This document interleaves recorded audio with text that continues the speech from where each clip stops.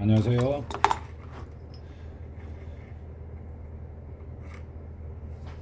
어, 꼭 복원이 아니더라도 수선, 가방 수선 하는 데도 많이 있잖아요. 구두 수선, 아니면 공방. 지금 제가 좀 오늘 설명을 드릴 것은 벨트에서 이 부분 있죠. 이 부분을 만드는데 지금 이 벨트 같은 경우에는 약 한 10에서 11cm 정도 신상 벨트입니다. 벨트는 대부분이 뭐 여행을 해외로 갈 때 선물을 하거나 그런 경우가 많아요. 가족 간에도 그렇고. 그런데 상담을 할 때요, 이렇게 버클을 감싸는 핀으로 만든 벨트 같은 경우에는 최소 이제 두께에 따라서 다르지만은, 벨트의 두께에 따라서 다르지만 8에서 10cm 이상은 줄여야 됩니다. 그래야 그게 나오는 거예요. 그래서 이런 일을 받을 때 상담을 하는 요령, 제가 이제 하는 요령인데 뭐 이제 사람마다 다르겠지만요. 어쨌든 손님들이 이해를 하시니까 그걸 좀 설명을 드릴게요. 우선은 11cm를 줄인다고 했을 때요, 맨 처음에 재야 되는 것이 이 뒷부분입니다. 뒷부분. 앞부분에서 11cm를 재면은 당연히 안 맞죠. 뒤에서 어느 정도 접어졌는지를 일단은 봅니다. 지금 보면 약 한 4.3 정도 접어졌는데, 여기에서 예상을 해야 되는 것이 있어요. 그게 뭐냐면, 모든 벨트는 두께가 지금 여기가 한 3mm 가까이 되거든요. 근데 이제 이만큼 두꺼운데 여기 접어지는 버클을 감싸는 부분은 일을 편하게 하고, 미싱으로 했겠죠. 편하게 하려고 여기에 두께는 벨트의 중간 정도밖에 안 된다는 거예요. 그런데 저는 상담을 할 때 어떻게 하냐면, 물론 벨트를 이 부분을 자르는 부분을 피하를 해서 가죽을 깎아서 하면은 저도 손가락이 안 아프고 일은 편하겠죠. 그런데 상담을 할 때는 이 상태로 이렇게 돌아갑니다 하고 상담을 합니다. 그 이유가 뭐냐면, 여기에서 이렇게 두껍게 돌아가면은 바느질 할 때 엄청 손가락이 아파요. 근데도 그렇게 하는 이유는 뭐냐면, 가죽을 깎아내게 되면은 선물을 했으니까 중요한 제품인데 깎아내게 되면은 이 실밥이 다 떨어진다는 것이죠. 스티치가.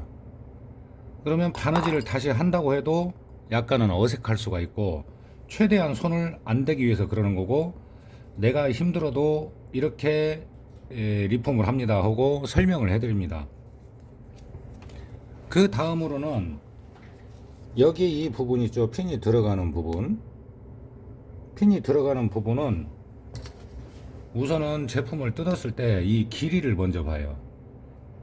길이가 2cm, 20mm. 그리고 여기가 이제 5mm 정도 나옵니다. 5mm.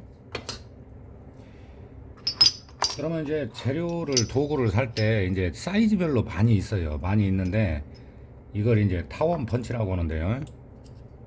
여기에 다 써 있습니다. 24. 그러면 길이가 20에 이 폭이 4mm라는 거예요. 근데 이 제품 같은 경우는 5mm니까, 그리고 또 이거 같은 경우에는 20에 3. 좀 얇죠, 여기가. 얇아요. 같은 20mm인데도. 그러면 여기에 20에 5. 이제 이 제품을 쓰면 돼요.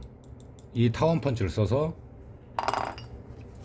여기를 이제 타공을 해줍니다. 이렇게 되는 것이죠. 그리고 이제 또 하나 예상을 해야 되는 게 뭐냐면, 얇게 깎았기 때문에 여기에서 약 한 3, 4mm를 띄고 바늘땀이 들어갔죠. 버클을 최대한 얇게 감아야 되니까요. 근데 이 상태에서 하게 되면은 지금 이 두께로 돌리게 되면 두꺼워진다는 것이죠. 그래서 좀 뒤쪽으로 바늘땀이 들어가야 된다는 거예요. 타공이. 치즈를 할 때 조금 더 멀리 해야 한다는 것이죠. 여기에서 2mm 뒤로 하면은 이쪽도 2mm면은 총 4mm가 뒤로 가는 것이죠.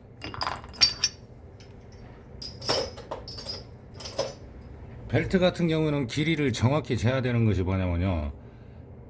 길면은 어떻게든지 해보겠는데 짧으면 이제 문제가 된다는 거죠. 짧아버리면. 그래서 길이를 잴 때는 벨트를 사용하실 분이 차보시는 게 제일 좋고요. 그리고 어느 정도 길이에 맞추냐면은 중간 구멍에서 한 칸 왔다 갔다 하게 그렇게 길이를 맞춰주는 거예요. 뭐 지금까지 제가 해서 어떤 뭐 문제는 없습니다.